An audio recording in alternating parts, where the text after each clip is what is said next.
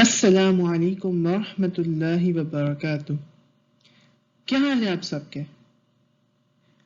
اللہ تعالیٰ آپ سب کو ایمان اور صحت کے بہترین حالت میں رکھے، آمین یا رب العالمین۔ اعوذ باللہ من الشیطان الرجیم، بسم اللہ الرحمن الرحیم۔ رب اشرح لی صدری ویسر لی امری واحلل عقدۃ من لسانی یفقہوا قولی۔ الحمدللہ آج ہماری سورہ اب اپنی آخری مراحل پر ہے، یعنی آج ہم انشاءاللہ آیت نمبر 28، 29 اور 30 کو دیکھیں گے۔ ان آیت میں ہمارے لیے بہت سارے اسباق ہیں، اور پھر ہمارے لیے اللہ سے دعا بھی ہے کہ ہم نے اس سورہ میں جو بھی سیکھا وہ ہمارے عمل میں آئے۔ ہم نے نہ صرف سنا بلکہ یہ سب ہمارے عمل میں بھی انشاءاللہ آئے، آمین یا رب العالمین۔ وَيَقُولُونَ مَتَى هَذَا الْفَتْحُ إِن كُنتُمْ صَادِقِينَ، کہتے ہیں کہ یہ فیصلہ کب ہوگا اگر تم سچے ہو۔ کفار کے اس سوال کا قرآن میں بار بار ذکر ہے، ہم اس پر بہت جگہوں پر آیتیں دیکھیں گے، جیسے کہ آپ دیکھیں سورۃ النازعات آیت نمبر 42، يَسْأَلُونَكَ عَنِ السَّاعَةِ أَيَّانَ مُرْسَاهَا فِيمَ أَنْتَ مِنْ ذِكْرَاهَا إِلَى رَبِّكَ مُنْتَهَاهَا إِنَّمَا أَنْتَ مُنْذِرُ مَنْ يَخْشَاهَا۔ لوگ آپ سے قیامت کے واقع ہونے کا وقت دریافت کریں گے، آپ کو اس کے بیان کرنے سے کیا تعلق؟ اس کے علم کی انتہا تو اللہ کی جانب ہے، آپ تو صرف اس سے ڈرتے رہنے والوں کو آگاہ کرنے والے ہیں۔ اور پھر اسی طرح سورہ بنی اسرائیل میں بھی ہم دیکھتے ہیں، وَقَالُوا أَإِذَا كُنَّا عِظَامًا وَرُفَاتًا أَإِنَّا لَمَبْعُوثُونَ خَلْقًا جَدِيدًا، انہوں نے کہا کیا جب ہم ہڈیاں اور مٹی ہو کر ریزہ ریزہ ہو جائیں گے تو کیا ہم سر نو پیدا پھر سے کیے جائیں گے، پھر سے دوبارہ اٹھا کر کھڑے کر دیے جائیں گے؟ اب ان کو یہ یقین ہی نہیں تھا کہ قیامت آئے گی اور کہ ان کو اٹھایا جائے گا، وہ اس کے انکاری تھے۔ تو کیا کہتے تھے کہ کب آئے گا وہ وقت، قیامت کب ہوگی، کب نازل ہوگی؟ دوسرے اس کے معنی ہے فتح مکہ کے وقت کہ تمہیں کب کامیابی ہوگی۔ مسلمانوں کے لیے اتنی آزمائش اور سختی کا وقت تھا کہ وہ کہتے تھے کہ کب آئے گا تمہاری کامیابی، کب نصیب ہوگی تمہاری کامیابی۔ مگر دیکھیں کہ جب اللہ تعالیٰ انسان کو آزمائشوں سے گزارتا ہے تو اس کا مقصد کیا ہوتا ہے کہ انسان کا ایمان مزید پختہ ہو۔ کیونکہ دیکھیے اب یہی صحابہ تھے نا جنہوں نے دین کی اتنی خدمات کی کہ پھر اللہ نے انہیں فتح عسرت سے نوازا۔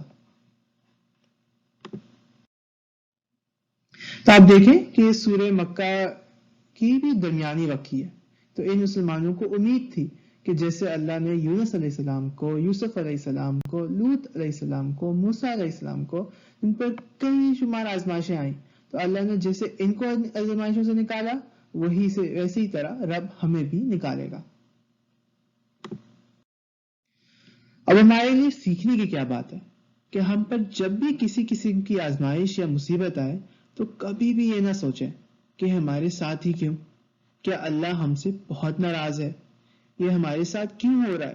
انسان اس وقت اپنا ایمان اتنا مضبوط کرے کہ اللہ تعالیٰ کے ساتھ کا تعلق اتنا مضبوط کرے کہ یہ جانے کہ وہ آزمائشیں مجھ پر ڈالی ہیں اور میرے ہی لیے ہیں، انجام کیا ہوگا اسے وہی جانتا ہے۔ ہمارا کام کیا ہے کہ اللہ نے ہمیں بنایا، وہ ہمارے لیے کبھی برا نہیں سوچ سکتے۔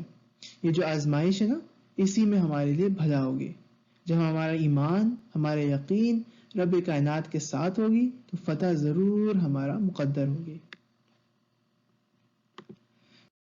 تو ایک تو یہاں سورہ فتح مکہ کی بات ہے اور یوم بدر کی بات ہے جو کہتے ہیں کہ تمہاری فتح کب آئے گی، اور دوسری یہ کہ وہ جو قیامت کے بار بار ذکر کرتے تھے یہ کب آئے گی، تو اس وقت کی بات یہاں پر کی جا رہی ہے۔ اب یہاں پر آیت نمبر 29 بھی بہت اہم ہے. قل یوم الفتح لا ينفع الذین کفروا ایمانهم ولا هم ينظرون. جواب دے دو کہ فیصلے والے دن ایمان لانا ہے، ایمانوں کو کچھ کام نہ آئے گا اور نہ انہیں ڈھیل دی جائے گی. اب یہ ایک بہت ہی سخت بات ہے کہ انسان کو پلٹنا سنبھلنا کب فائدہ دیتا ہے؟ جب اس کے پاس مہلت ہوتی ہے. اور ہمارے پاس مہلت کب تک ہے؟ جب تک ہمارے پاس زندگی ہے، ہمارے پاس جب تک صحت ہے. جب ہم نہ ہی کوئی نیکی کر سکے نہ ہی کوئی گناہ کر سکے تو سمجھے ہماری مہلت ختم. دعا ہے کہ ہم اپنے اس مہلت کے وقت کو بہترین طریقے سے اویل کریں. آمین. تو یہاں پر بہت سخت بات ہے کہ جب انسان کا وقت ختم ہو جائے تو نہ ہی اس کا ایمان لانا کوئی فائدہ دے گا نہ ہی کوئی نیکی کا. مہلت ختم، جب وہ آنکھوں سے دیکھ لیں گے تو اس وقت ان کا ایمان لانا ان کے لیے کوئی فائدہ نہیں دے گا. اس بارے میں بھی قرآن پاک میں کئی آیات آئی ہیں. اور یہ جو اس آیت کے آخر میں ہے نا وَلَهُمْ يُنْذِرُونَ، اور نہ ہی ان کو پھر مہلت دی جائے گی، یہ بات بھی بہت ہی سخت ہے اور دل کو ہلا دیتی ہے کہ اگر مہلت ختم ہو گئی پھر ہم کیا کریں گے؟ اب دیکھیں دنیا میں ہم جتنی نیکیاں کر لیں ہمارے پاس ابھی وقت ہے، مگر ہم اگر قبر میں چلے گئے تو ہم ایک دفعہ سبحان اللہ یا ایک بار الحمدللہ بھی نہیں کہہ سکتے. جتنا اللہ کو یاد رکھنا ہے، اسے راضی کرنے والے کام کرنے ہیں، اس کے دشمنوں کو خوش کرنے سے بڑے سارے کام کرنے ہیں، وہ سب ہم اس دنیا میں ہی کر سکتے ہیں جب تک ہمارے پاس مہلت ہے، عمل کا وقت ہے. جب یہ عمل کی مہلت ختم ہو جائے گی تو لاکھ کوشش کر لیں، ہمارا کوئی عمل ہمارے کوئی فائدہ نہیں دے گا. اسی لیے ضروری ہے کہ ہم اس مہلت کو کام میں لائیں، اس کو ضائع نہ کریں. یا یہ نہ ہو کہ ہمارے پاس بہت ٹائم ہے کل کر لیں گے، ایسی کوئی نہیں کرنا ہے. آپ نے کبھی سنا ہوگا کہ لوگ کہتے ہیں کہ ہم بہت بور ہو رہے ہیں، تو یہ بور ہونے کا وقت نہیں ہے. اس وقت کو استعمال میں لائیں تاکہ آنے والی زندگی کو ہم فروٹفل بنا سکیں. یہ وقت ختم ہو جائے گا تو ہم ایڑیاں ہی رگڑتے رہ جائیں گے، کچھ بھی نہیں کر سکیں گے. اب آیت نمبر 30 کو دیکھتے ہیں. یہ آیت بھی بہت غور کرنے والی ہے اور سبق آموز ہے. فَأَعْرِضْ عَنْهُمْ وَانْتَظِرْ إِنَّهُمْ مُنْتَظِرُونَ. اب آپ ان کا خیال چھوڑ دیں اور منتظر رہیں، یہ بھی منتظر ہیں. اب یہاں کیا کہا جا رہا ہے کہ آپ صلی اللہ علیہ وسلم مشرکوں سے اعراض برتے ہیں کیونکہ وہ مستقل آپ صلی اللہ علیہ وسلم کی تعلیمات کا انکار بھی کرتے، پھر ان سے کہتے کہ عذاب لے کر آؤ اگر تم کہتے ہو کہ یہ آ جائے گا. تو پھر کیا کہا جا رہا ہے کہ آپ صلی اللہ علیہ وسلم سے فَأَعْرِضْ عَنْهُمْ. اسی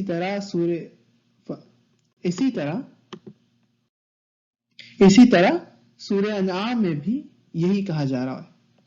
اتبع ما اوحی الیک من ربک لا الہ الا ہو واعرض عن المشرکین.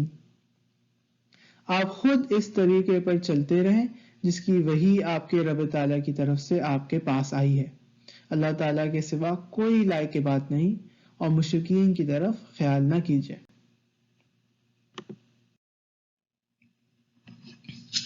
یعنی ہمارے لیے کیا سبق ہے کہ جتنی ہی مخالفت ہو، کہ ہمارے کام کو کوئی کتنا ہی غلط کہہ رہا ہو، لیکن اگر آپ کو پتا ہے کہ آپ حق پر ہیں، آپ صحیح علم پر ہیں، آپ صحیح راستے پر ہیں، تو آپ کبھی بھی بدگمان نہ ہو، آپ کبھی بھی کسی قسم کے شک میں مبتلا نہ ہو، بلکہ آپ کیا کریں، ایسے لوگوں سے اعراض برتیں اور اپنے کام پر جمے رہیں، کیونکہ آپ اپنے طور پر اپنے کام سے جو بھی کر رہے ہیں پوری امید رہیں، انشاءاللہ اللہ تعالیٰ کامیاب کرے گا. تو یہاں پر کیا کہا گیا؟ وَاعْرِضْ عَنِ الْمُشْرِكِينَ، مشرکون سے اعراض برتے ہیں. وَانْتَظِرْ یعنی انتظار کرو جب ان پر عذاب نازل ہوگا. اب اللہ کا عذاب تو ان پر نازل ہی ہوگا. إِنَّهُمْ مُنْتَظِرُونَ، اور وہ بھی منتظر ہیں کہ آپ صلی اللہ علیہ وسلم کا بتایا ہوا برا وقت کب آئے گا. نعوذ باللہ. بس وہی کامیاب ہوں گے جو حق پر ہیں، اللہ پر ایمان رکھتے ہیں اور صحیح تعلیمات پر عمل کرتے ہیں. ایسے ہی لوگ کامیاب ہوتے ہیں، انہی کو فتح ملتی ہے اور اللہ کے سامنے سرخرو ہوتے ہیں۔ تو پھر ہمیشہ حق پر ڈٹے رہیں، اپنے کام پر لگے رہیں اور دین کے ساتھ جمے رہیں، نہ کہ کوئی دنیا کے بہکاوے میں آئے۔ یہی کامیابی کا راستہ ہے، اس کے سوا کچھ نہیں۔ اللہ تعالی ہم سب کو عمل کی توفیق دے۔ ہم نے جو بھی پڑھا وہ عمل میں بھی آئے، اور آپ دیکھیں کہ آپ نے یہ پوری سورہ سنی، کتنی ساری اعمال کی باتیں آئی ہیں۔ آپ صلی اللہ علیہ وسلم کا رویہ دیکھا، اور یہ سورہ وہ ہے جو آپ صلی اللہ علیہ وسلم اس کو پڑھے بغیر سویا نہیں کرتے تھے۔ دعا کہ ہم بھی سونے سے پہلے پڑھیں اور اس میں جو بھی نصیحت ہے ان پر ہم عمل کرنے والے بنیں۔ جو بھی ہم نے سب سیکھا ہے ہم اس پہ عمل کرنے والے بنیں۔ سبحانک اللہم و بحمدک اشہد ان لا الہ الا انت استغفرک و اتوب الیک۔ السلام علیکم ورحمۃ اللہ وبرکاتہ۔